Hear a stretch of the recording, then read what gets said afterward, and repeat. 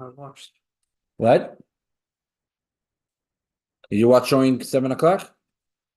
6:59. 6:59. Okay, so we watched, gotta wait another little bit. Another little bit. Okay. Welcome everyone. Welcome Rob and Marsha once again. Hello, Bob. Good evening. So guys, online, can you tell me if you hear me okay and you see me okay? Yes. Yep, perfect. Okay, amazing. Let's just put you a little.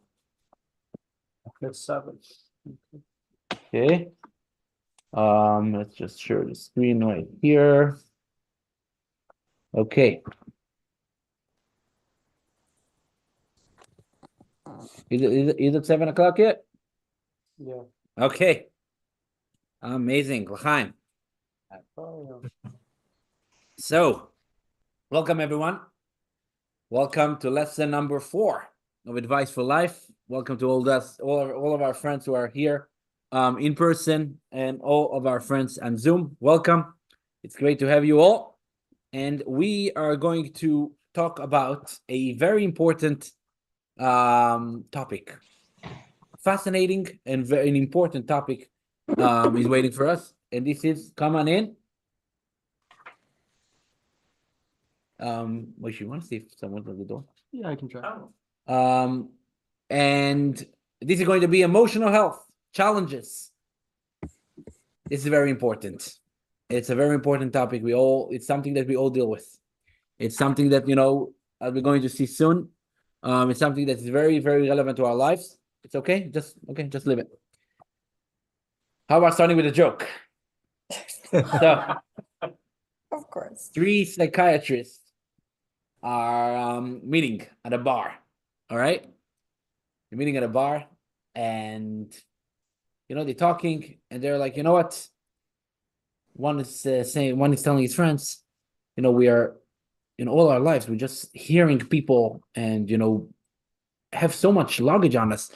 Maybe now is a safe place for us to kind of get things off our chest, things that we always wanted to share when we don't know who to share it with. Let's just, between ourselves, let's do it. They say, okay, let's do it. They take, they take some l'chaim. They take some, they drink some, they sing some l'chaim. And one of them say, okay, I will go first. I'm sorry to admit, I never told anybody, but I have a weakness that I am stealing from all my patients. Somehow I find a way to still reach every single one of them. Like, oh wow, the other one is going, look, if you are that honest, I will go as well. I sometimes have, these wild dreams and fantasies, to kill my patients. Like, whoa. But at least here is a safe space, I could share it. And the third guy is looking at them and says, look, I must share again. I'm not too comfortable sharing, but if you all sharing, I would share that. I have one weakness. I can't keep a secret. Okay. Talking about psychiatrists. Okay, we're not trashing psychiatrists. Psychiatrists are very important doctors that we're going to see soon. And just to start with a little bit of a, easy heart. Okay. So before we start to talk about emotional well-being in the eyes of the Rebbe, from the Rebbe's perspective, from Torah's perspective, let me just start with the story. With a guy in Israel with the name of Alexander Ben Nun. He was a well-known educator, thinker, a very famous guy. That we're talking about in 50s, and the Rebbe invited him to be the director of the educational, I would say, network of schools of Chabad in Israel. And he became the director of something called the Reshet, the network of schools of Chabad, all over Israel. He is a guy, invested many years in education. He had a lot of correspondence with the Rebbe. He came a few times to New York to meet with the Rebbe. Anyways, he wrote a book, the 10 fundamentals, the 10 principles of education. He had a lot of experience in that. And when he came to the Rebbe once and he brought the Rebbe the book and he told the Rebbe, he was so proud, this is my work, 10 principles of education. The Rebbe looked at it, and then the Rebbe said, "But you forgot the 11th principle." What the 11th principle? In education, there are no principles. When you deal with kids, when you deal with people, every situation is different. Every person is different. Their psyche, their circumstance, their background, their abilities. Everything is so different. And therefore, it's not a cookie cutter, right? It's not a, this is what the textbook is saying. This is what you should do. You need to be very dynamic. You need to be very pragmatic. This is something which is important in dealing with people. In the same way, I feel like it's a very important introduction before tonight's class, when we're talking about emotional well-being, emotional challenges, disturbing thoughts, disturbing emotions that we all deal with. We're not going to offer a personal advice that they could say, okay, this is what the Rebbe is saying. This is always, what you should do. Because again, it's not a cookie cutter. It's not something that needs to be very individual. Depends on the situation, depends on what the person is going through, depends on what the abilities, it depends on the circumstances, depends on so many things. And therefore, what we're going to give a class on the Rebbe's overview, the Rebbe's view on mental health, it's almost impossible. Because although there's so much from the Rebbe about this, but every answer, every letter, every encounter is very much tailored to the person. The Rebbe was very good at not answering questions, but answering people. So everything that we're going to see tonight is answering people in their own situation. But at least what I think we could get from it, there's one underlying theme that we'll be able to see emerge from all the letters and all the correspondence from the Rebbe. And this is what we're going to kind of explore together. It's something which will give us better perspective, I think revolutionary perspective, on who we are and how to deal with our emotional, ups and downs. So this is one introduction. Another introduction is another important clarification. We're not giving here medical advice. Medical advice is needed. Medical, professional is, to seek a medical professional is very much important. It's very important, very needed at times. And the Rebbe himself sent people to psychologists, psychiatrists, therapists whenever there was a need. We saw last week the Rebbe's, outlook on medical. The Torah is telling us that Hashem is giving permission and license to a doctor to heal. The same is true for mental health. So when there is a time, when there is a need, of course, clinical problems, major depressions, chemical imbalances, there are many, many things that are required medical assistance. Hi, Shayna. But what we're going to talk tonight about is, I think, what's the majority of what we regular people going through. I would say perhaps maybe 90% of emotional problems is just the regular ups and downs of life.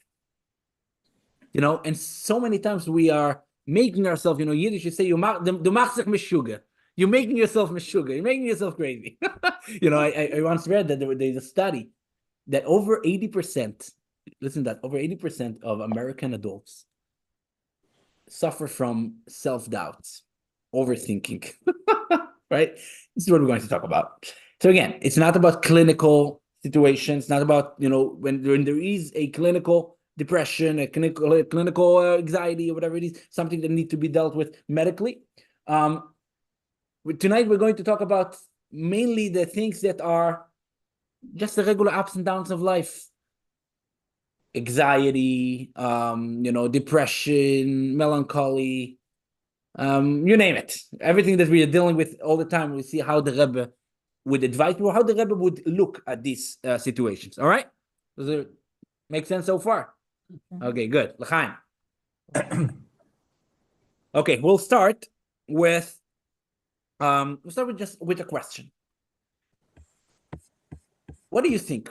What do you think? I mean, from your experience, whenever there is an emotional issue, something a person is dealing with, what is the normal, regular way of dealing with it today? I mean, what's the regular, normal way of advising the person? Give it time. Give it time, you think? Yeah. Okay, you're a little bit old school, huh? 24 hours at least. 24, yeah. Be candid, be honest with Be honest with forgiveness. it. Right, Yes. right. Give it space. Give it space. Give it time. Yes, give it time. Give it space. We try a lot today in modern psychology. Whenever there's a problem, a child going through a problem, a person going through an emotional time, we try to shine a spotlight on the problem, on the issue, right? Let's try to understand it. Let's try to see where it's coming from. Let's discuss it. Let's see what's the underlying, what's going on. Tell me about your trauma. Tell me about what really is going on, right? We put a lot of time and emphasis on understanding the issue, identifying the issue, and putting a spotlight on it. Let's talk it. Let's right. Am I right? That's a regular, normal way to deal with it. Now, and this is, of course, at times it's very important. In Judaism, we say in Hebrew, it's coming from the Torah, Yediat machala chatzi trufa. If you know what's the problem, if you know what's the sickness or the illness, it's already half of the cure is already there, right? Because you know what's going on, you know what to do with it. But today, again, since we're going to talk about the majority of things, the majority of ups and downs that we're going through, we're going to explore the Rebbe's underlying theme of how to deal with ups and downs of life, of emotional, of course, our emotional life. We're going to discuss an approach which is different. It's a novel approach, goes very much hand in hand with the holistic worldview of the Rebbe that we explored already in the last 3 weeks. And together we're going to try to learn it, explore it. All right. What is that? The Rebbe is coming from an angle. It says like this. Oftentimes, when we give the problem too much space in ourselves, when you give him, you talk about it and you give it, you give it so much thought and so much space in their psyche, often they start identifying with the problem. A person is going through something, and because they are, encouraged so much to talk about it and to share and to get deeper into it, and their life becomes kind of wrapped around the problem, and they start identifying with the problem. So you're trying to cure the problem, of course, but sometimes it makes the healing process harder, because it's hard for the person to get over that little issue that they're dealing with. And the Rebbe said, life is a wellspring of health. The flow of life is healthy. The tasks that we have to complete, people that we meet, people that we connect with, things that we have that we do, engagement, re-engaging with life gives us an opportunity to connect to that source of health, of inner health. And therefore, sometimes and oftentimes, instead of engaging with the problem, immersing in it better, immersing it more and more, and you get deeper and deeper into it, the Rebbe would say, try to temporarily move yourself away from the problem. Re-engage yourself in a healthy life. And that will, over time, will take care of the problem. Now, of course, this is a kind of a very radical and very different than we are used to. And we're going to explore 4 case studies, okay, in which we see this the Rebbe's approach comes to life, and then we'll discuss it, because it's much deeper than it looks like. Okay, let's just start with the first case study, and then we'll take it from there. Okay, any questions so far? Is that clear? Anything on Zoom? Yep. Good. Awesome. Okay. So we're going to start with text 1A in page 92. And this is case study number 1. This is a young boy. We don't have much, background of what's going on, because we don't have the letter that this guy wrote to the Rebbe. But this is from 1965. A boy wrote to Rebbe. It looks like, from the response, looks like what he was complaining about was a lot of feelings of shame and guilt over his past. I guess he was doing, I don't know what he has done in the past, but he feels really bad about his past, and he's writing to the Rebbe about it. And here, let's see how the Rebbe advises him. Okay? Moshe, we'll start with you today. Text 1a, page 92. With regard to the thought which you expressed in your letter, I believe I have already written to you before that there are many problems and states of mind which are best dealt with by dismissing them from the mind completely, at any rate for a period of time. It is then possible to return to those problems with a fresh mind in a more objective state, so as to evaluate the problems in their true perspective and reality, and it is then easier to find the proper solution. In the vast majority of such cases, the individual himself can decide how long this period of dismissal from attention should be, judging by the degree of objectivity which he can attain as time goes on. Thank you. First of all, what the Rebbe is telling him, sometimes you just got remove those thoughts from your mind. Now, of course, how do you do that? We'll get to it in a moment. But just, I want you to appreciate that. We're talking here about someone who, I don't know if he did something wrong, religiously. I don't know what was it, but definitely something wrong. So I would say guilt, and perhaps it's a positive thing. The Rebbe is saying, no, it's not a positive thing. That's not your job right now. You're not in a safe space, and you're not in a good space to deal with these emotions. Try to re-engage with life. Forget about the past. Forget about, just remove yourself from this guilt.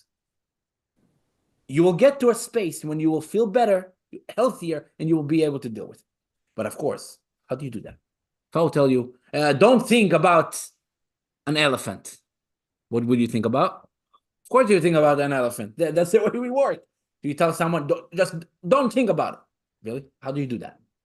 So first we'll see how the Rebbe is telling him how to do it, and then we'll talk about, wait, are we just ignoring it? Are we ignoring the problem? All right. So let's continue with text 1b. It's a continuation of the letter, and the Rebbe continues more practically. Bill, page 93. Needless to say, also, that it is not an easy thing to dismiss a problem from the mind, especially a matter that involves one's own self. This would be almost impossible unless one can engage one's thought and attention in a completely unrelated subject. For man's thinking process is constantly in a state of flux and has a tendency, consciously or subconsciously, to revert to the subject matter which one wishes to dismiss from the mind. Therefore, when resolving to dismiss the matter from one's mind, it is necessary immediately to find some other subject, unrelated to the first, in which to engage one's attention. Another point, which is also almost universally true, is that it is not easy for the person involved to find the proper subject in which to engage one's mind. But here it is possible to receive help from friends who would know you and your psychological makeup. Undoubtedly, you have such friends within reach. Thank you. So basically what the Rebbe is telling him, of course, it's hard. It's impossible, okay, to just stop thinking about something. The only way, practical way to do it is, again, re-engage the flow of life. Have something else, something uplifting, something positive to engage your mind with. Try to think of that, and it's hard, and it will take time and process, but you're able to do it. And if you can't do it yourself, and oftentimes you can do it yourself, get friends. Friends really understand you to help you with finding those areas of life that you could, engage your mind with. Now, let's just continue a little bit more in text 1c, and I will ask Bill to continue with the same letter. How the Rebbe is telling him again, because perhaps this is a positive feeling that he feels. It's regretting. Let's see how the Rebbe is telling him. Generally, there is the teaching of our sages that nothing stands in the way of repentance for the past and commitment for the future. Here, too, the principle enunciated above may be applied, namely, that although it is necessary to end the transgression immediately, whether it is a sin of commission or omission, it is also often necessary to end immediately any self-recrimination or brooding in regards to the sins of the past. One of the obvious reasons for this is that brooding over past failures is bound to be depressing and discouraging and would undermine one's confidence in the future, even one's confidence in the efficacy of teshuvah, or repentance. Therefore, it is advisable to dismiss such thoughts for the time being and leave them for more propitious times, may God grant that you should have good news to report in regard to all of the above. Thank you. So what the Rebbe is telling him? The Rebbe is telling him, and again, I love that. The Rebbe is saying confidence in the future. The future is bright. Yes, the past, something is happening, something happened. Don't tie yourself down to the past. Move on. Try to engage your mind with something else. Have confidence in the future. You will be able to deal with the past later. Now is not the time for it. And meaning, and the Rebbe is saying, look, even when you are to deal with the past, no brooding, no, it's something that you need to deal with from a healthy space. I heard once, my mother-in-law had a cousin in Israel, in the city of Tzfat. His name was Rabbi Tzeitlin, by Aaron Lazer Tzeitlin. He passed away by now. When he was a young boy, he was dealing with, again, emotional, ups and downs, and again, shame and guilt and regret. So it was right before Passover. He came to the Rebbe, and we went into a private meeting with the Rebbe, and he told the Rebbe a whole, long letter of how he feels and how bad he feels about himself and everything. And the Rebbe, we expected, the Rebbe to tell him, okay, this is a big problem. You got to do this. You got to do that. First of all, the Rebbe told him.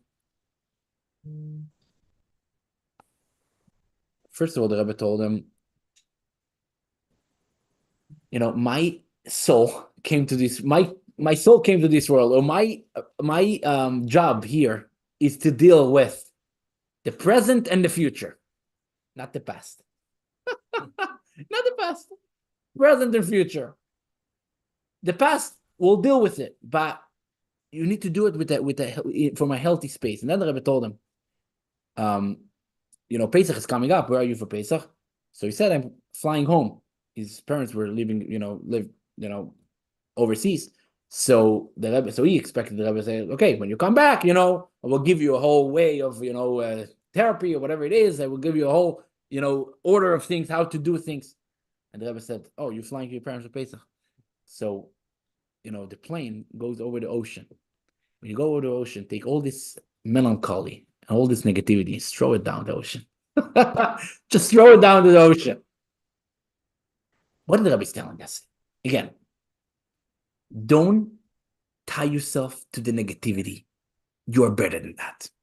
Now, are we just basically saying, the Rebbe is saying here, well, just, put your hand in the sand, put your head in the sand, just problems, no problems. You think there's a problem, really no problem. Absolutely no problem. Is that really what the Rebbe is saying here? Absolutely not. The Rebbe is not saying, no, just ignore the problem. And everything is okay. Everything is okay, no worries. The Rebbe is not saying that. The Rebbe is saying, honestly, this kind of approach is pretty stupid. For a person to ignore a problem, it's pretty stupid. If you have a problem, you got to deal with it. But the Rebbe is saying this is a positive, a lively way of dealing with it. It's full of life.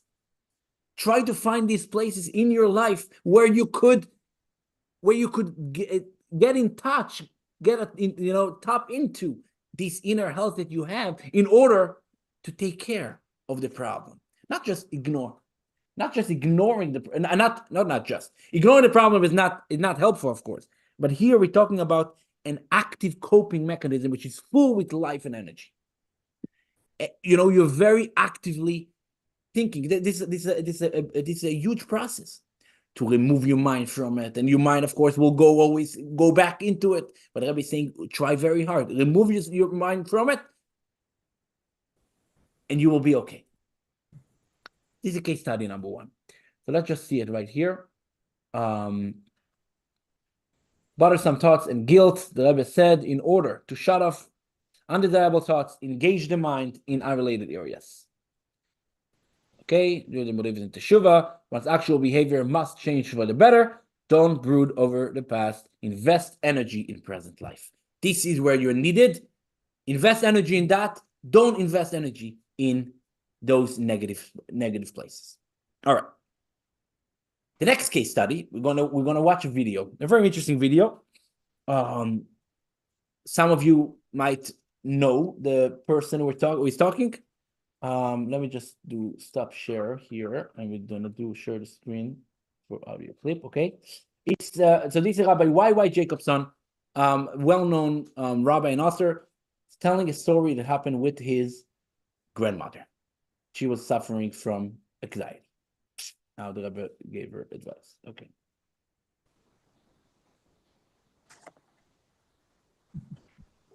My grandmother, Taiba Lipsker, was a Second.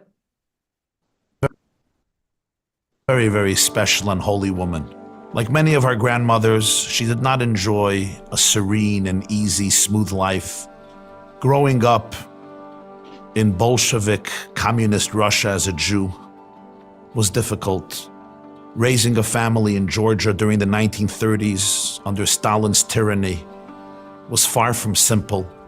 Then came the war. They escaped the former Soviet Union on false papers, came to the displaced persons camps, the DP camps.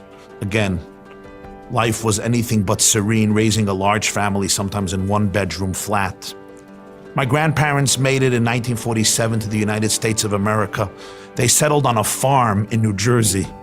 That too didn't turn out so successful, and they relocated to Brooklyn, New York. My grandparents raised 9 beautiful, amazing children and a 10th orphan. Making a livelihood proved very complicated, and the upheavals of her life took their toll on her.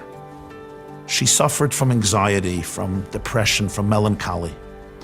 And one day my grandmother consulted the Lubavitcher Rebbe what to do about her internal psychological and emotional state. And the Lubavitcher Rebbe gave her fascinating advice. He suggested to her that she go to as many Jewish weddings as possible and to dance away at these weddings and inspire other people to dance. As it happens to be, my grandmother was an exceptionally skilled dancer. She embraced the Rebbe's advice, and for decades, she would go to every possible wedding and dance away. Family, friends, relatives, community members, and sometimes complete strangers. Everybody knew Mrs. Lipsker is here. She is the life of the wedding and the life of the party. This was not part of her nature. This was quite contrary to her nature, but she did it, and she did it with every fiber of her being. She lived in Crown Heights in Brooklyn. There were many Bali Tshuva, young women and men who returned to Judaism, and they had small families attending the wedding, or sometimes no families. And my grandmother would come in, and she brought so much joy and vigor and stamina and inspiration to the wedding. She would dance away sometimes for hours with the bride and with the mothers and with the siblings and with the families and with the relatives. And indeed, the joy that she brought to hundreds and thousands of people over long decades, it came back to her. It gave her so much joy and strength and fortitude and resilience and inspiration. Besides the fact, exercising a few times a week for a few hours a night, dancing with all your might is also very effective for anxiety. And in my mind, this embodies one of the most powerful and relevant messages of Hanukkah.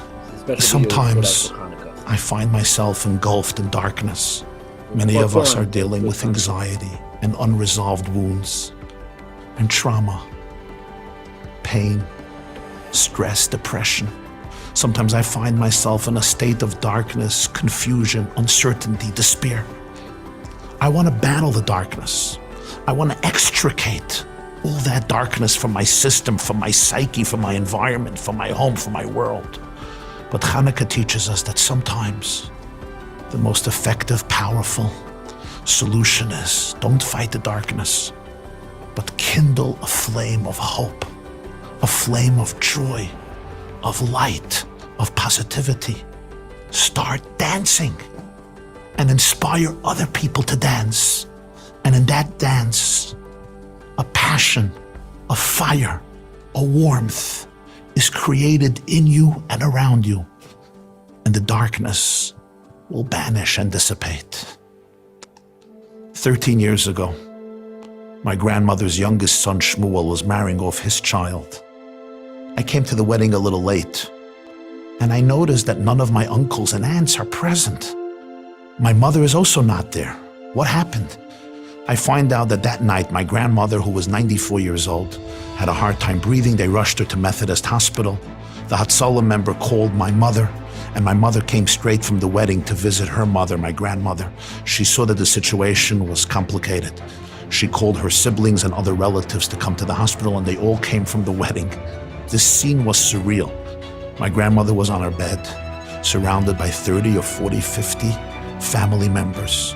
All the women dressed in wedding gowns, the men dressed in wedding attire, singing joyous melodies. At one point, the nurse comes into the ICU and she says, "What is this, a wedding?" A few minutes after midnight, my holy grandmother returned her soul to its maker. She died as she lived, in an atmosphere of joy, meaning, purpose, unity, with the family that she loved so much, surrounding her deathbed, all dressed in their finest wedding attire. Happy Hanukkah. All right. Second. All right. Oh.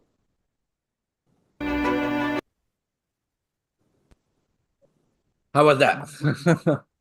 That's a beautiful story. A special and holy woman. Like many of her grandmothers, she did not enjoy.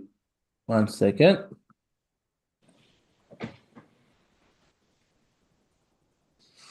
One second.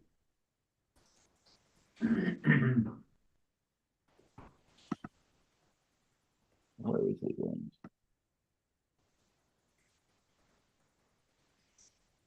Wait, sorry about that. My grandmother.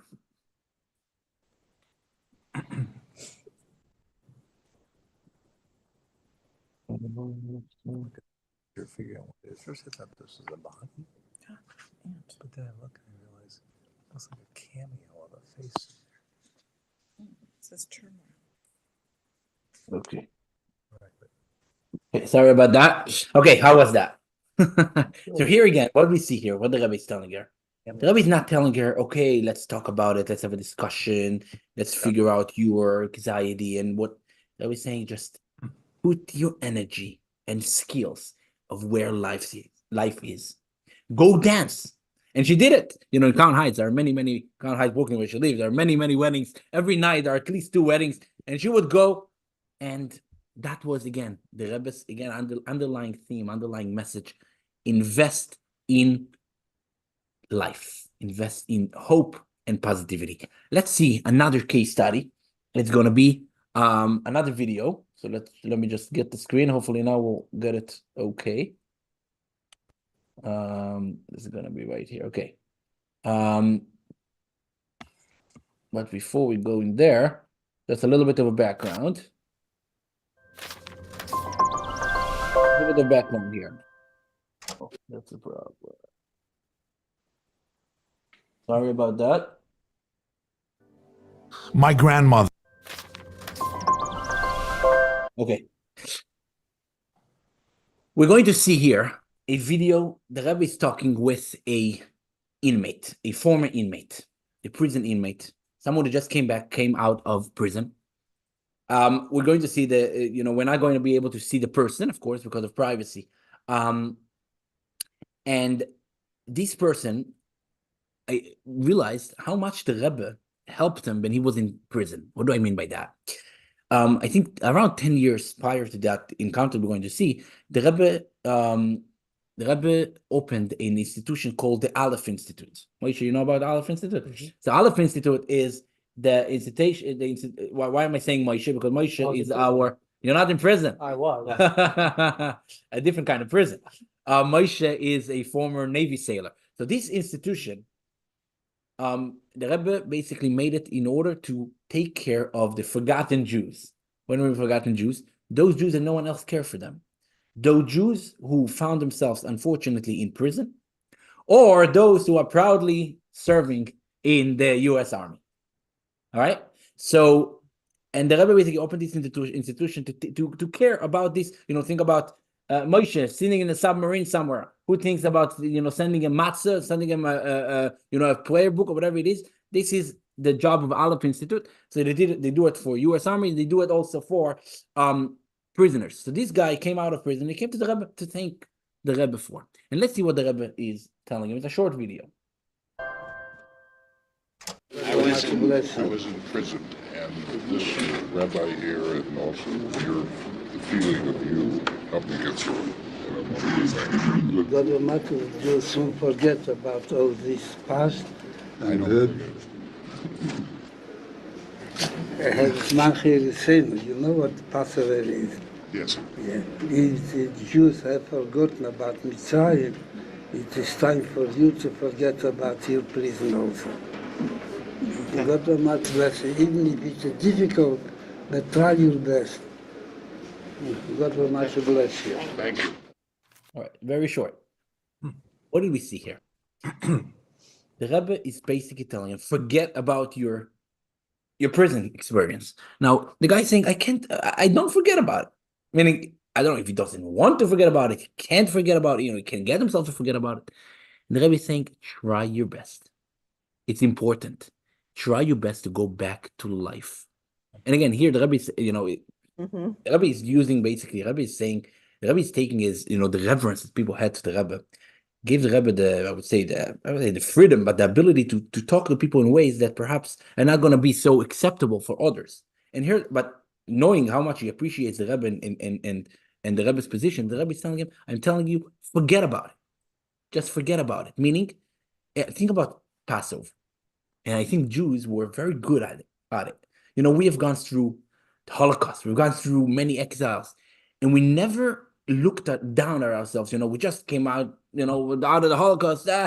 We are so, we're so beaten up. Let's just forget about everything. Let's just, put our head in the sand. Let's just, not make noise. No. We invest in life. Passover. We don't just sit every year and oh, look at how hard life was back in Egypt. We celebrate going out from slavery to freedom. We celebrate it from a place of strength, from a place of health. And this is what the Rebbe is telling him. Focus on your inner health, focus on those positive places in your life, and from there, just forget about these. Whenever these negative past experience is coming to you, just try to forget about it. Again, it's hard. It's not it's easier said than done. But if you know that this is what you're trying to do, it makes it easier. And again, if you engage your mind in something else, it's helpful to get over it, to get past it. And this is really what the Rebbe what the Rebbe encouraged them in that situation. Again, as I said earlier, every situation is different. You can compare your own situation to someone who's coming out of prison, of course. But it's just, again, to show the Rebbe's underlying, theme of focus in life. Don't make the negativity and the problem, don't make the issue the front and center of your life. There are other things which could be front and center. And if you push the issue to the back burner, it will take care of itself again, if it doesn't require medical attention. Let's go to case study number 4. And this is a fascinating letter. There are some letters where the Rebbe is going, and there aren't many of them, when the Rebbe is really diagnosing a situation. Just like as if he's a mental health professional. He's giving a very clear vision, very clear diagnostic of what's going on here.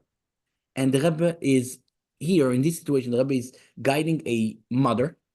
Apparently, she has 2 daughters, and there is one of them, I think the younger one, was going through a very difficult time emotionally.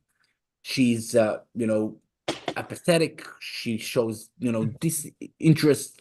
She doesn't show any interest in life, in activities, and the mother is, of course, freaking out. The mother, like, what's going on? Are healthy? What happened to my child? She's defective. What happened? And she turns to the Rebbe. Let's see how the Rebbe answered her. Page 95, text 2a. Richard. Reasons for your younger daughter's condition are not all that complicated. The causes seem to lie in the fact that your daughter is subconsciously jealous of her older sister, and such a feeling manifests itself by a desire not to be interested in those activities where the person is unable to complete successfully. Therefore, your younger daughter shows little inclination to engage in the activities which her sister is more successful than she. However, since such is the attitude of jealousy, creating a subconscious feeling of guilt, one is prone to compensate for it by an outward show of attachment. That is why she flies to the defense of her sister if anyone should say anything disparaging about her. It's fascinating. What the Rebbe is telling you, first of all, can you note here the calming tone that the Rebbe is basically telling you? You know, the mother is like, oh, what's wrong with my daughter? He's telling you it's not complicated. Meaning, your daughter is okay. Your daughter is just a normal, regular, normal human being going through a hard time, understandably going through a hard time with jealousy and, you know, some understandably.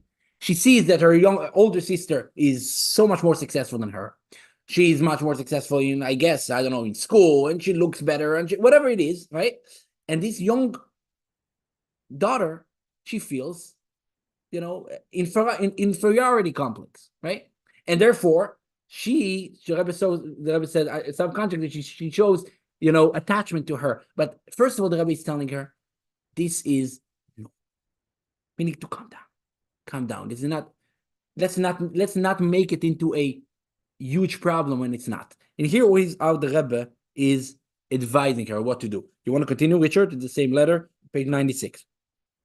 At the same time, this diagnosis suggests also the method of therapy, namely that every effort should be made to restore her confidence by offering her opportunities to engage in such activities where she can take a leading part and excel herself.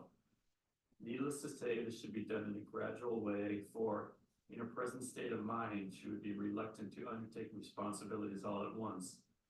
But surely, both at school and in other cultural circles, there are opportunities for her to develop her artistic and other talents. It would be psychologically beneficial to her if the activities would be of the kind in which her sister does not participate. The choice of such activities is fairly wide, and they could be cultural, charitable, or youth work among Jewish youth and the like. Okay, so what the Rebbe is telling her? The Rebbe is not telling her, go and have discussions and what's happening, and let's get to the core of the problem. And no. Let's find areas in life where she could be successful, unrelated to her sister. Because the Rebbe is saying, look, it makes a lot of sense. If she feels jealous, so therefore, she doesn't want to compete with her sister if she knows you're not going to be successful. And therefore, her sister is doing well in school. Well, she knows she doesn't want to go to school. Her sister is, is having a lot of friends. She doesn't want to have friends. Her sister is helping at home. She doesn't want to help at home. So it seems like she's just disinterested in life. The Rebbe is saying it's not she's interested in life. She is suffering from jealousy, and therefore we need to build her confidence. How do we build her confidence? Again, connect her to life. Find areas in life where she could be better, where she could, where she could actually be herself. She could express herself in areas which are unrelated to her sister, and that will instill this confidence and positivity in her. So again, instead of focusing on the problem, focus on what the general health, just like we spoke last week in lesson 3 about building the holistic view of how the Rebbe looked at health.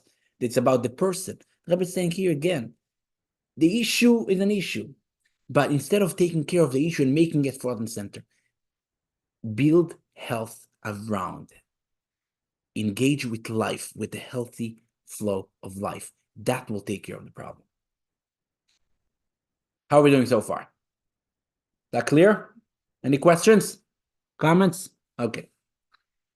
The question is, and here we come really to dig a little deeper into the Rebbe's. So it looks like the Rebbe has an approach here, right? The Rebbe has, what emerges from all these case studies, the Rebbe has a theme. The Rebbe is, going with a very clear vision that If I don't put emphasis on the problem, I put emphasis around the problem about, on the person, everything will be okay. What's the basis for that idea? What is the basis for the idea that, or I would say, what's the confidence that a person is really healthy? What's the confidence this person has healthy areas that she could excel in? And if she doesn't, the Rebbe is saying as if, the emotional issue that we're dealing with is kind of the elephant in the room, okay? And instead of don't deal with the elephant, deal with anything else. Well, what if the person is the elephant? What if I feel that I'm so bad, I'm so negative, I have nothing positive in me? Where is the Rebbe taking the confidence that no, there is something positive, life is healthy, and you will be, and therefore, when you will engage with it, you will be healthy. What's the basis for that? Not a good question. Like, where do you take it from? Why do you think the person is healthy? It kind of goes back to something you had said before. I don't know where we originated from the message, but it was about, I think you mentioned about the birthday. And, it's a celebration of God choosing you. God choosing you to be here, right? Very good. Something. Okay, so we'll exactly, we'll get to it. So let's see how the Rebbe is saying it himself.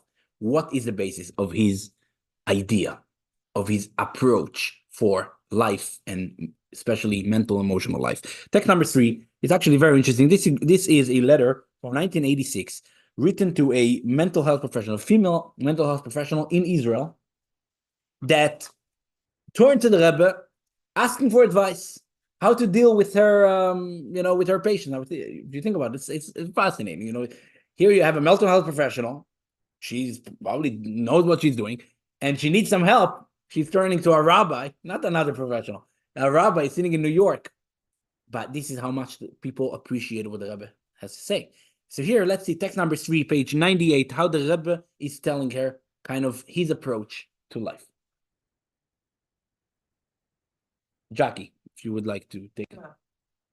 It is difficult to offer counsel from afar, as the conditions of the country, the family, and so on have a direct bearing on the situation. Those who observe a situation from close proximity are better and more expertly equipped to arrive at an effective treatment. However, since you've already written to me and everything is by divine providence, I wish to emphasize something that I have witnessed in the majority of similar cases. A decisive and extremely effective method, which to my amazement is not used, at least not as much as it should be used, is guiding the patient to entirely remove their mind from actively dwelling on problematic issues at hand.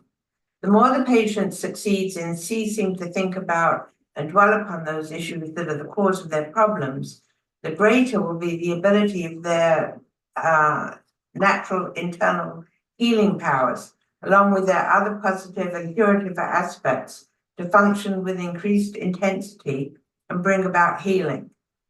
The above may be accomplished through arranging that these individuals are preoccupied with activities that lead to personal fulfillment, such as doing someone else a favor, something that in any case is acceptable to all, and therefore should not be difficult to convince them to do. This is particularly so nowadays, when instability is so prevalent and individual needs are so numerous. It is relatively simple to find a way for these individuals to help others with activities that are consonant with the needs and nature of the locale and of the individual who requires healing. Thank you. So we see here the Rebbe's theory emerging.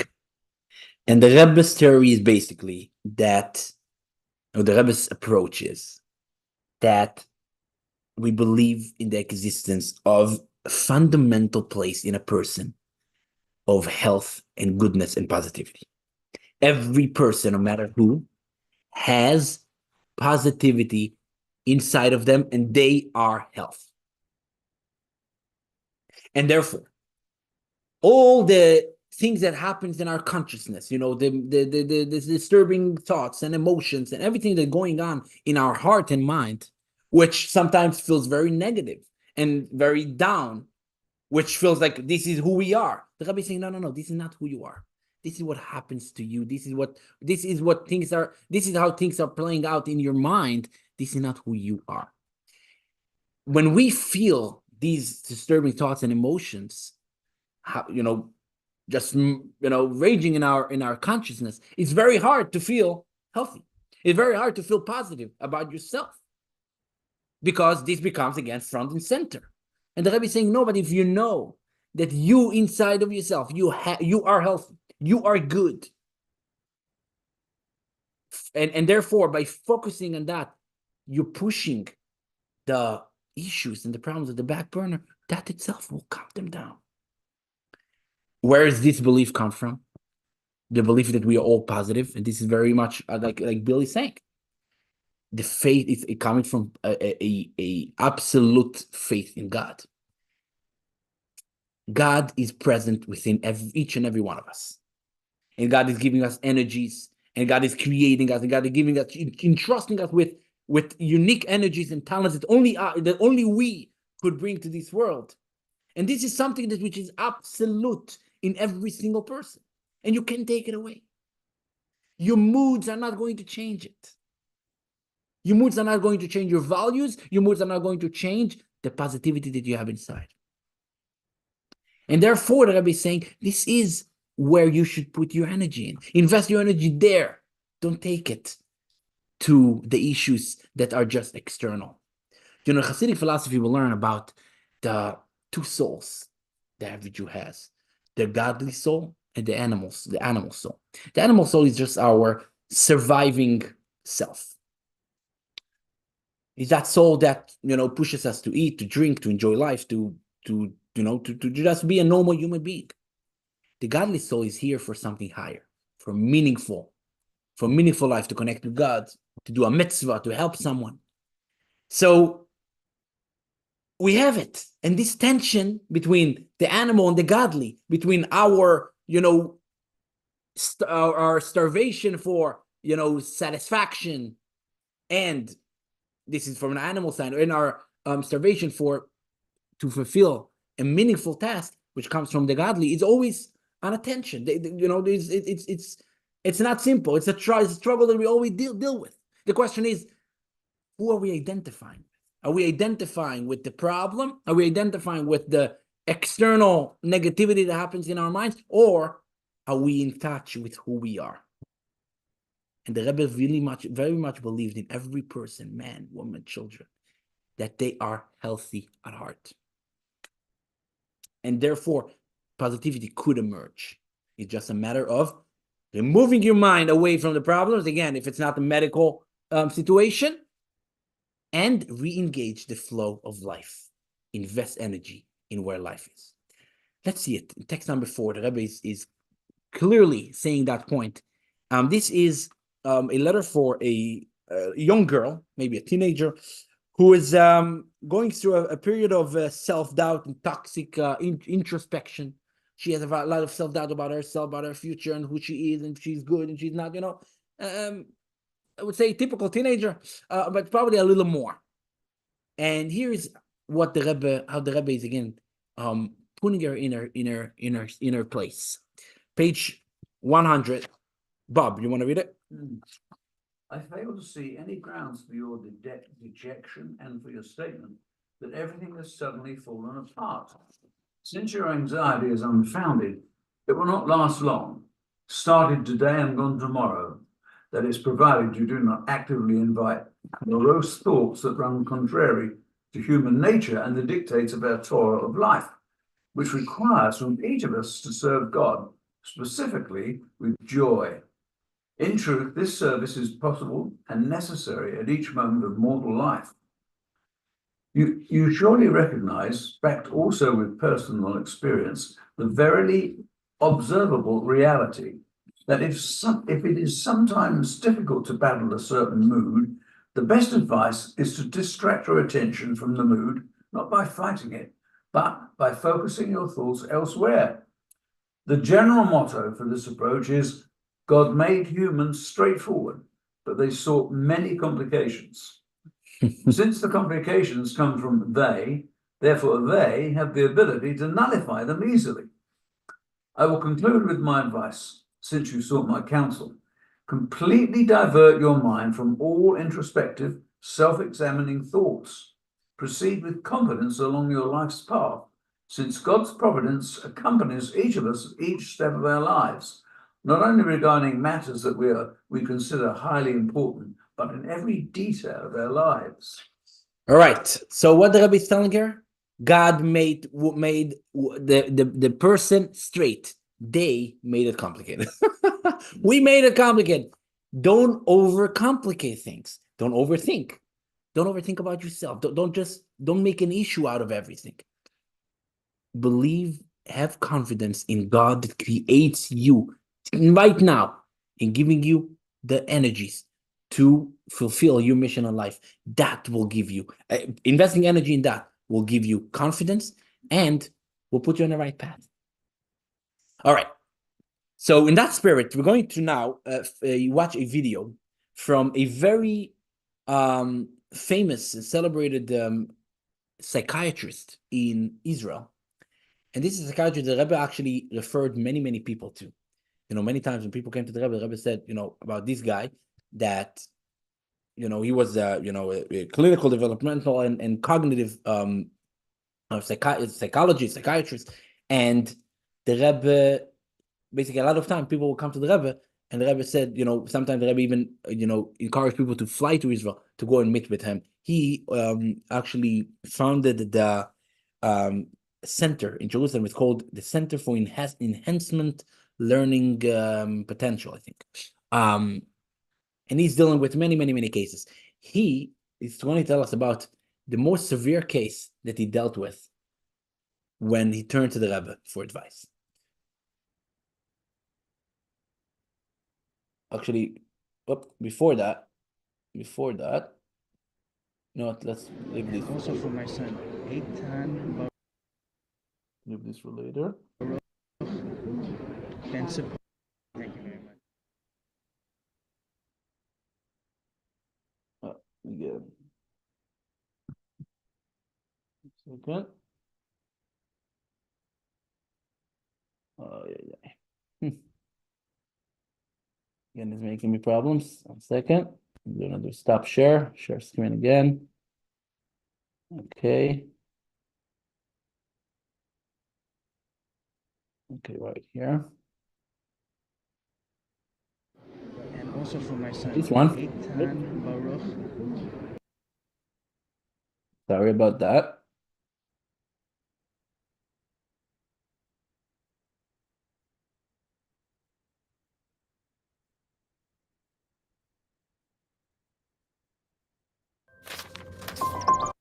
And support it. Sorry, guys.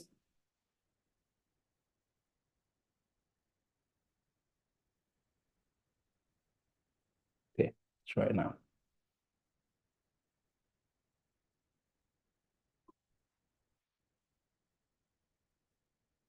Professor Ruvain Feuerstein is a world-renowned Israeli clinical and developmental cognitive psychologist, founder and director of the International...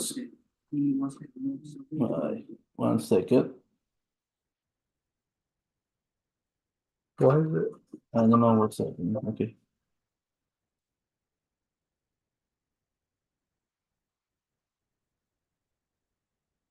Professor Ruvain Feuerstein is a world-renowned Israeli clinical and developmental Yeah, it's playing it at the same time. I don't know why. founder and director of the International Center. Oh, let's just delete this. Okay. Sorry about all these technical difficulties. Hopefully now it will work.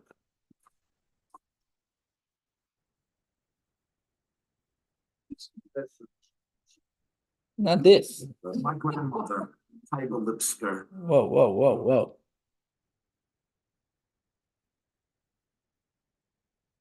What is happening? Professor Ruvain Feuerstein is a world-renowned Israeli clinical and developmental cognitive psychologist, founder and director of the International Center for the Enhancement of Learning Potential, His applied systems are being implemented in over 80 countries across the globe. The rabbi referred to each children for their problems of development, some epileptic children, some Down syndrome children, and wherever I came, and wherever I visited or I worked in my field, people were addressing themselves to me. The rabbi wants you to see our child. And some of them have received really letters from the rabbi or the word from the rabbi that I should see their child. And one of the, and I must say, they believe that such a thing is possible, that people with genetic disorders, chromosomal disorders, can be turned into high functioning, normal functioning, and close to study, to Yiddishkeit, etc. I said it very much from the rabbi. It was a daring thing, because at this time, people didn't believe it's possible. One particular case, which I cannot disclose, therefore it came from a country in Europe. This boy was considered to be mentally defective. One didn't believe that he will ever be able to function and to be independent and to be. This man, the father, in some way was not a very religious person. Came to the rabbi. The rabbi told them to bring his son to me. The son came here and was placed in a family. He learned to read. He was sitting here, near this door, on a chair, with a tilling. The rabbi said to finish tilling each week. And he learned this, the third year that he was done. He learned this. And Baruch Hashem, this went very well, and we were already feeling that we have done what the rabbi told us to do and empowered us to do, and we have felt. Then things happened, and this young man became prevented in great danger. Not only drugs, but things which I cannot tell you. He ran away, and he came into a place from where very few people came out. And I then addressed myself to the rabbi. The rabbi said, don't leave, enough your hand, continue. And he gave me a suggestion to send somebody to take him out of this place. I have never believed it any possible. But the rabbi said, I've sent somebody. He took out this young man from this terrible, promiscuous drug people. It's all, there's no Abiraj Ba'olam to say he was not involved in this. Came back. I want you to know, he is now the father of 4 children. Many of them, 2 of them, learning in yeshiva. And they are the only children of this family, only grandchildren of this family, which the grandparents can be proud of. I, as a psychologist, and one says a good psychologist, could never believe that this with my own knowledge, in my own psychology, I would have ever been able to do it. Usually, in such cases, we raise our hands, nothing to do. Not the rabbi. I must tell you something. Psychology, as it is taught, is very limited. Our understanding of the other is very much affected and related to our understanding of ourselves. In the way the rabbi understood the condition of the individual, the way he claimed and suggested and felt empowered to say, yes, do it. There was a very different way of seeing the human being. Not as a self-reflection of yourself, but as something which comes E'ara Ilela. All right. So here you have it. So what do we see from here? Over there, he was dealing with real problems, with real, mentally defective people. Down syndrome, meaning things which are clinical. And even then, the Rebbe is telling him, deep down inside, every person is healthy. Every person has this godly, positive side. And we got to invest energy there. All right, how are we doing so far? Okay, now with these ideas in mind, we'll just turn now a little bit to explore something very interesting. And this is an interesting relationship that the Rebbe had, or appreciation that the Rebbe had to one of the fathers of modern psychology. I'm sure you've heard about him, Dr. Viktor Frankl. Ever heard about Viktor Frankl? So Viktor Frankl, right here, of course, a Jew, that Holocaust survivor. He wrote the book Men's Search for Meaning, a very revolutionary book. He gone through, concentration camps. He lost most of his family there, pregnant wife. And he still believed that people are, against Sigmund Freud, another Jew, that, believed that, a person is driven by, seeking pleasure. He believed that a person is driven by seeking meaning.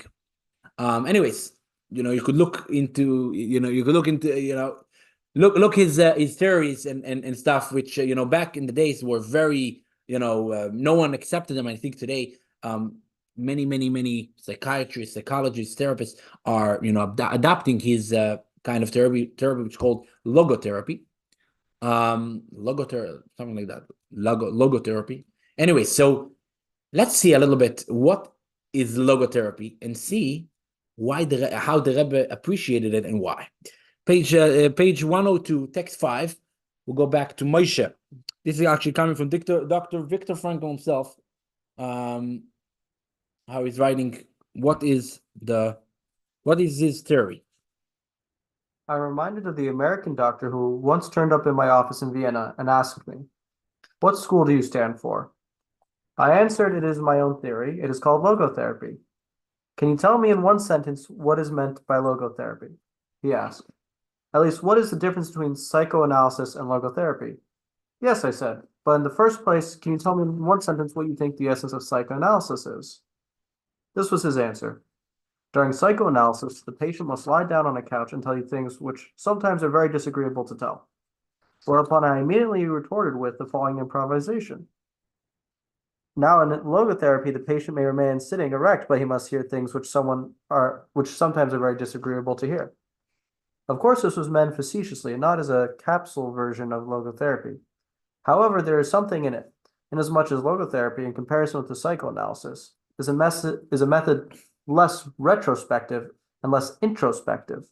Logotherapy focuses rather on the future, that is to say, on the meanings to be fulfilled by the patient in his future. Logotherapy indeed is a meaning-centered psychotherapy. At the same time, logotherapy focuses all the vicious cycle formations and feedback mechanisms which play such a great role in the development of neuroses. Thus, the typical self-centeredness of the neurotic is broken up instead of being continually fostered and reinforced. All right. So basically, what's Viktor Frankl saying? There is a vicious circle of self-centeredness of dealing with the issues, but really what drives us is a search for meaning, striving to find meaning in life. And he basically, again, which I can't say that that I know exactly, all the details of his theory, but what I do see here is the similarities that his theory had with the Rebbe, where the idea is to put focus on the positive and the meaning, and this is what the person has, rather than on the problems. And that actually explains a very interesting, explains, but it just brings out, there is a full video here, but you know what? Let's watch a video. Are you up for a video in Hebrew? With subtitles. Subtitles. Anyway, so this is a video that's going to be told by Rabbi Jacob Biderman. He's the chief rabbi of Chabad rabbi in Vienna, where Viktor Frankl lived. And he, of course, Viktor Frankl never came to shul, never came to synagogue, never came to Chabad. But every year he would send them a donation to Chabad. And they were very surprised. Let's see what he's telling us. Rabbi Yaakov Biderman is the director of Chabad Lubavitch in Austria. Shortly after he arrived in Vienna in 1981, he began to receive annual contributions from Dr. Viktor Frankl, the pioneering psychiatrist and founder of logotherapy. התעלומה הזו שפרופסור פרנקל מצא לנכון לתרום דווקא לחב"ד, לארגון דתי, לארגון שעוסק בהפצת היהדות, למרות שהוא עצמו בשום צורה לא הזדהה כאדם ששייך, נפטרה לנו הרבה שנים אחר כך. ורק בשנת תשנ"ה, איש ביטחון מודיע שיש גרסה של מבוגרת שמעוניינת לפגוש אותי, ואמרתי לו שיכניס אותה. היא התחילה במילים האלו, היא אמרה לי, קוראים לי מרגרטה חייס, אם אתה חושב שאתם השלוחים הראשונים של הרבי לאוסטריה, יש לי בשבילך הצעה. אני הייתי שלוחה באוסטריה. הייתי די המון. והיא ממשיכה לספר. היא קיבלה הזמנה לפגישה ביחידות עם הרבי. ובאותה הזדמנות אני סיפרתי לרבי שמפעם לפעם אני חוזרת לאוסטריה. ובסיום אותו מפגש, אותה יחידות, הרבי ביקש ממנה שבפעם הבאה שהיא נוסעת לאוסטריה, הוא היה רוצה שהיא תיצור קשר עם המזכירות של הרבי. הוא רוצה לבקש ממנו, רק כמה חודשים אחר כך התכוננתי, אמרו לי בשמו של הרבי שכשאני מגיעה לווילנה, שאני אצור קשר עם פרופסור ויקטור פרנקל, ושאמסור לו בשם הרבי שלא יתייאש ושלא יבוש מפני המנהיגים, ושימשיך בדרכו וימשיך בהפצת משנתו, שיתחזק, והרבי מברך אותו שהשם יצליחו והוא יזכה לפריצה גדולה. דוקטור ויקטור פרנקל היה פסיכיאטר עמית של זיגמונד פרויד לפני השואה בווינה. אחרי שהוא היה במחנות ריכוז וחווה מצבים יוצאי דופן, הגיע למסקנה הפוכה. הוא אמר, האדם ביסודו הוא מחפש תכלית. One second, I get a message here that our friends cannot see the screen properly.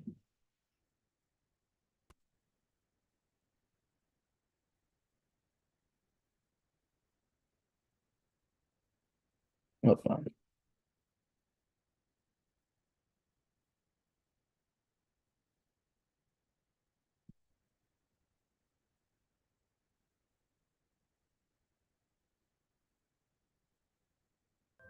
Our friends on Zoom, do you want to tell me if you see the screen now?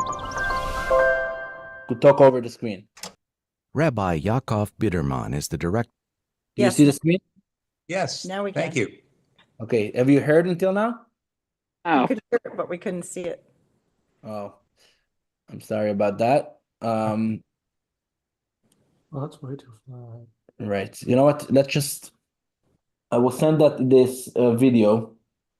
I will send this video tomorrow in the email, and let me just finish what he was basically saying. So again, Rabbi Yaakov Biderman received donations from Viktor Frankl. They were wondering what's going on, and then a lady told her came over to him and said, "I got a message from the Rebbe when I was, I used to visit Vienna, and I got a message from the Rebbe that I should go to Viktor Frankl's house, and I should encourage him to continue with his, with his theory, with his work, because he was experiencing a lot of setbacks back then. People were, people did not take him seriously, and I take his theory seriously. People would, not let him talk in universities. He was going through a very, very difficult time, and this lady came to his house exactly when he was experiencing one of these setbacks, one of these down moments, and she knocked on the door, and Viktor Frankl came to the door, and she told him, "I have a mission here from the Lubavitcher Rebbe. The Rebbe said, that you should continue with your theory, you should continue to spread it, and God will help you, and you will break through everything." And he started crying, and he was so moved by it. He invited her inside, and he showed her that he was just sitting, and he was in the middle of filling out papers to immigrate to Australia, because he said enough is enough with Vienna. He wanted to give up his entire theory, his entire career. And because of what the Rebbe told him, he continued, and he succeeded. And Rabbi Biderman is saying he wasn't sure, if the story happened or not, because he heard it from that lady.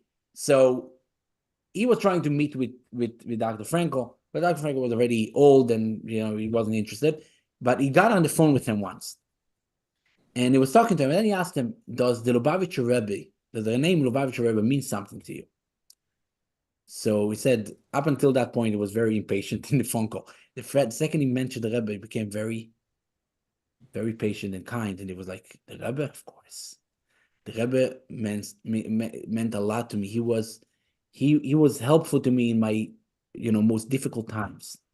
That's very interesting. And why is that? I think a lot of what we see, his ideas, are based on this approach that the Rebbe very much appreciated of don't, brood yourself, and don't, get too much into the negativity, but believe that there's something deeper there. Let's see, for example, another text from Viktor Frankl, text 6. Bill, you want to take it? Sure. I consider it a dangerous misconception of mental hygiene to assume that what man needs in the first place is equilibrium, or, as it is called in biology, homeostasis, i.e. a tensionless state. What man actually needs is not a tensionless state, but rather the striving and struggling for a worthwhile goal, a freely chosen task. What he needs is not the discharge of tension at any cost, but the call of a potential meeting waiting to be fulfilled by him. And one should not think that this holds true only for normal conditions. In neurotic individuals, it is even more valid. If architects want to strengthen a decrepit arch, they increase the load which is laid upon it, for thereby the parts are joined more firmly together. So if therapists wish to foster their patients' mental health, they should not be afraid to create a sound amount of tension through a reorientation towards the meaning of one's life. Thank you. Just so before we delve into it a little more, let's see text number 7, how the Rebbe actually appreciated it. This is a letter from the Rebbe. The Rebbe is writing, I'm not sure to whom, but the Rebbe basically is saying here, text number 7, I will read it. "I took particular interest in the writings of Dr. Frankl from Vienna in this matter. To my surprise, however, his approach has apparently not been appropriately disseminated, nor has it become popularly accepted. Although one can find numerous reasons as to why his ideas are not widely accepted, the question as to why still remains." Meaning the Rebbe really appreciate that. Now, not that they think that the Rebbe and Viktor Frankl had exactly the same approach. I think the Rebbe's approach, of course, based on Torah and believing God was much more of a firm and deep one, where Viktor Frankl said, we should search for meaning, and that will, hopefully help the person. The Rebbe is telling us, you have meaning inside. Mm-hmm. You are good. You are godly. You are positive. You are absolutely positive and healthy. you gotta tap into it. It's a very encouraging message that could really uplift a person and take us out of the problems. And specifically, the Rebbe many times, we're going to see it in the next letter, which we'll conclude with that. The Rebbe encouraged people, the Rebbe emphasized that we live in a time that we are needed. And specifically, Hashem put us in our place, in our circumstances, in our situation, to bring out these unique talents and opportunities that only we can. So when we put emphasis and focus on others and helping and volunteering and finding meaning towards making this world a better place, which of course could be with helping others or with doing a mitzvah. When you connect to who you are, when you build a bridge that your life is centered around who you are, be it by helping others or by praying, by doing a mitzvah, connecting to your inner self, to the essence of who you are, that will help a person feel better about themselves, because it will connect them to their inner health that they have. Let's see it in text 8. Text 8a, yeah. 8a, this is a letter that the Rebbe is writing in 1956 to a young woman, maybe, I don't know, a teenager, or I'm not sure, but she wrote, again, very pessimistic outlook of her life and future. And here is how the Rebbe answered her. Richard, take it away, page 106. Understandably, I do not agree at all with the foundations upon which you construct your perspective and conclusions. By this I mean that I believe that they are not grounded in reality. Your current state of mind is only temporary, and the more effort you put in, the quicker it will change. For it is absolutely clear that you have the power and also the talent to be of benefit, not only to yourself, but to others as well. It is only that, like all things in this world, it is necessary to reveal and develop this potential into reality, which almost always takes effort. However, this is a degree of effort that is eminently attainable. When one considers that their relatively brief efforts will benefit themselves and others for many years to come, it will improve their and the community's welfare, spiritually, materially, or both, and that these improvements will likely have a ripple effect and reach even further, that one will easily appreciate that their efforts and exhortations to achieve this end are well worthwhile. Thank you. So here again, the Rebbe makes a few points. First of all, is the Rebbe is saying, again, don't identify with the problem. You have a passing mood, something which is, it comes and goes. Don't identify with it. This is not who you are. And perhaps I think at that time, that woman, based on the background here, she was leading a non-productive, life, and she was, feeling bad about herself. The Rebbe is saying, remember, this is a passing state. This is not who you are. And then the Rebbe is saying, who you are, you have unique talents that you could contribute to this world. So first of all, the Rebbe started to say, this is who you are. Now, practically, so how should she get better? Richard, you want to continue? 8b? Without a doubt, in the vast majority of instances, it is impossible to radically change one's frame of mind instantaneously. However, this is not what is required. It will suffice that upon receiving my letter, you will resolve to move in the right direction to begin leading a productive life. Start by taking the first step in this direction, and then step by step in an accumulative progression, you will soon find yourself on the road to a life that brings you self-contentment and satisfaction. If you wish to heed my advice, continue your studies next year, but in addition to studying, you should also involve yourself in providing education. It would be best to do so several times a week. My intent is that you organize groups of children and be their counselor, or even teach them subjects that can be understood on their level, holding Shabbat and festival get-togethers for them and similar initiatives. Thank you. So basically, first of all, the Rebbe is saying, practically know that this is a gradual progress. It's not something that happens in one day. Okay, yeah, that's it. I feel good about myself. I'm all fine. No, it's something that you need to work on, and gradually it will happen, but you need to start moving in the right direction with the confidence that, again, you got this. You have it. And then the Rebbe is saying, practically, what you should do? she should start leading a productive life, specifically in education, helping others, using her talents that Hashem gave her, specifically in her situation, to that itself will help her having a more purposeful and therefore happy life. Let's conclude how the Rebbe concludes the letter to her. Text 8c. Jackie, you want to take it? Consider wealth. There is so much to accomplish in our world, and each human carries so much potential. Due to the vast amount of work that needs to be done, we cannot afford to give up on even one capability or talent. It is therefore the mission of every single person to harness all the potentials and talents they possess to improve their part of the world. The beginning, like with everything, starts with learning the profession, acquiring the necessary knowledge in general, and especially the knowledge necessary for using the individual's unique talents.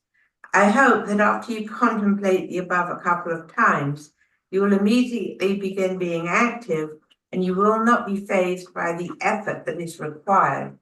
You will then be able to soon witness the fruits of your labor. Thank you. So here a young woman is writing to the Rebbe. She's pouring her heart. Anxieties, insecurities, worries, troubles. And what did the Rebbe tell her? The Rebbe is basically reassuring her, first of all, this is not who you are. This is just passing moods and states in your mind, and this is normal, this is okay. You are deep down, you are a healthy person. And therefore, you should divert your attention from focusing on the issues to focusing on leading a purposeful, meaningful life using your talents. This is the way to deal with your challenges. And I believe, again, what do we see here from all these letters and encounters? What we see, the way the Rebbe looked at a human being, as the Dr. Feuerstein said, any human being. To look at, and this is, I think, what emotional health in the eyes of the Rebbe is. Try to find ways to get your talents, your unique talents and energies invested in life, invested in the right direction, in connection to Hashem, connection to others, in doing something which feels right to you and feels good to you. The more you feel good about yourself, the more you connected with your neshama, with your soul, with your godly part, the more healthy, happy, and content you feel. In most cases, this is what a person needs. Of course, there are cases that a person needs, medications and medical attention, and at times, of course, the Rebbe sent to the doctors. But again, in most cases, in the ups and downs of life, how should we navigate them? This is what the Rebbe is advising us. This is the perspective he's giving us. You got this. You are healthy. You have energies given to you by God. Take good charge of your life and lead a more purposeful life, and you will feel much more happy. I hope you enjoyed, and I hope, we all learned something new. If you have any questions or comments, now is the time. Our friends on Zoom or our friends here. We'll start with our friends on Zoom. Any questions? Feedback, comments, something you want to share?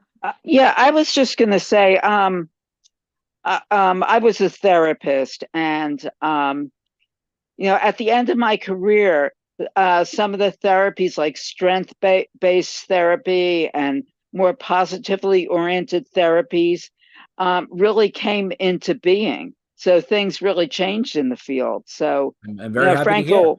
Frankl was redeemed. Right. Awesome. And I think, it's as we see here, it's definitely, coming with a strong faith in God. This is really the way to go. So thank you for sharing. That was great. That was Ernest, great. Thank you. Something? Yeah.